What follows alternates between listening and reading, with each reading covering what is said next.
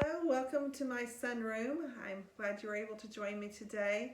This is our third day of Advent, and today we begin our journey through the Jesse tree ornaments. And those are used to tell the story about God's promise to his people throughout the generations leading up to Jesus' birth. And so it's a wonderful way to understand that God really is there for us.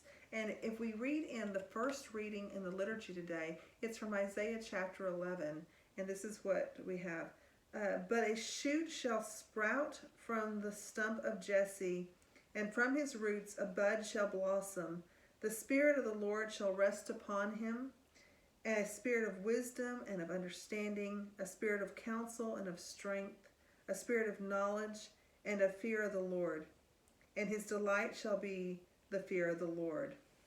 And it continues on and just really showing how what Jesus is going to be like.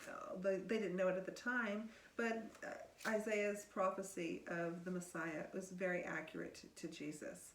But I find it interesting. My son and I are actually studying Dante's Divine Comedy right now, and if you've never heard of Divine Comedy, it's a story about a man who has been given opportunity to see in a vision what it would be like to go through heaven, through hell, into purgatory, and then into heaven. And he's being led by a man named Virgil, you might have heard of, and Virgil represents human reason.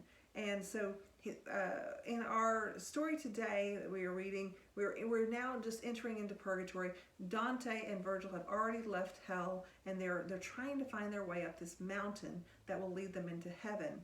And I think it's really interesting. It goes right along with this idea of what we're supposed to be doing, journeying through Advent leading up to Christmas. And Virgil is taking Dante up this mountain and trying to find a way through purgatory, and they're exhausted. It's a terrible mountain climb, and so as they're climbing, Dante becomes very exhausted and doesn't think he can make it any further. And so it says here, the climb had sapped my last strength when I cried out, "Sweet Father, turn to me. Unless you pause, I shall be left here on the mountainside." And I just think that's so interesting that Dante, as he's trying to turn himself toward God's will and up this mountain, he knows that he cannot do it alone. He has to have the strength of the Father. And that's how our prayer should be. Always looking toward God's will, always trying to seek out a way to get there, but knowing that we cannot do it alone. We have to have God's presence with us. We have to be following God's will, and God will help us through those hard times. So I hope you will think about that today, and how that you can also cry out to God for help through this Advent season. God bless you.